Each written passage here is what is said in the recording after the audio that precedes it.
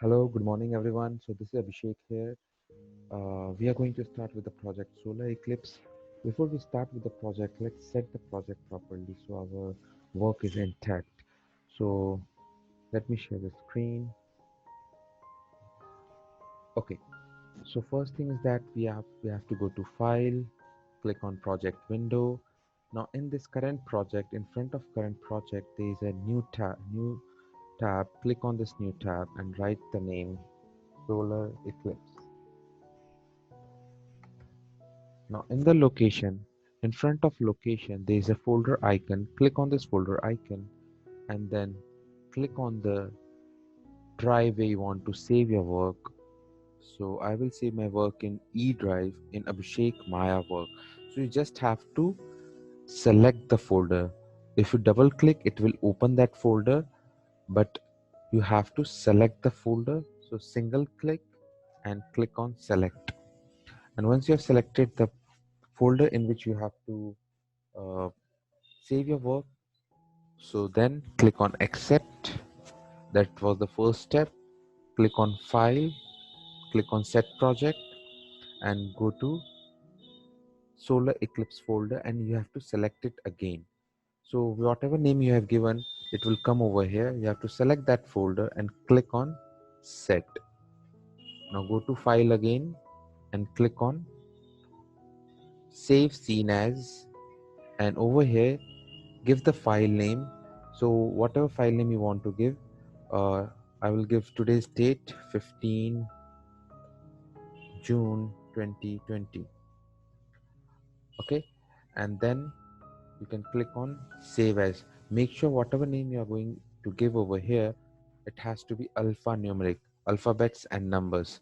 There should be no special character like dot, comma, slashes, underscore, etc. So click on save as and now click on continue if you are using student version.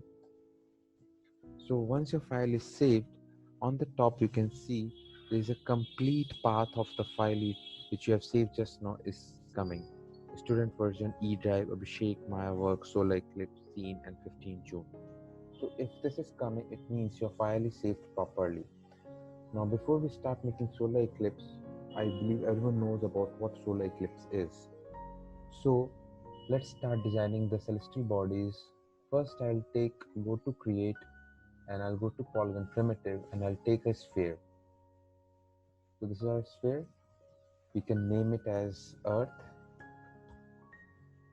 And in the inputs option in channel box, if this channel box is not coming, you can click on Control A. That's the shortcut key for channel box, Control A. So go to Polysphere 1 at the bottom in just below inputs and you have the radius, subdivision axis and subdivision height. Give the value 40, 40 and 40. So the radius is 40, subdivision axis is 40 and subdivision height is 40. And in translate x, you can give the value 2000 and enter. So once you have done that, your earth is over here. If you select the object by dragging and clicking and press F, it will focus on the object. Okay, so let's say for example our object is over here, and if I select the object and I press F, that particular object will come into focus. So we have created an earth. So right click on this, hold your right click and then hold your right click and go to assign new material. Over here you have an option of Lambert. Click on Lambert and in attribute editor there is a Lambert 2 option. It can be Lambert 1 as well. So click on this Lambert option. Over here you will find a color option.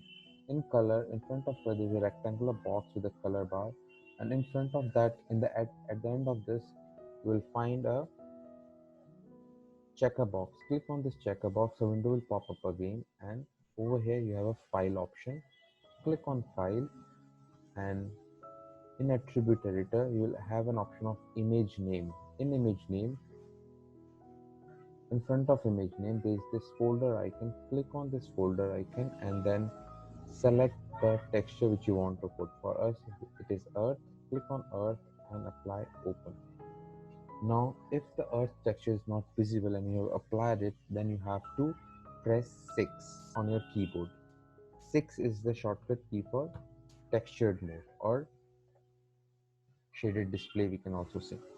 So if the texture is proper, it's fine. If it is not proper, what you can do, select the earth sphere, click on UV option in the menu bar, and we can go for spherical. In spherical, in the attribute editor, you have horizontal sweep, you can make it 360, and vertical sweep, you can make it 180, and your earth is proper. Right click on object and go to object mode. So this is how your earth will look like. Amazing, wonderful.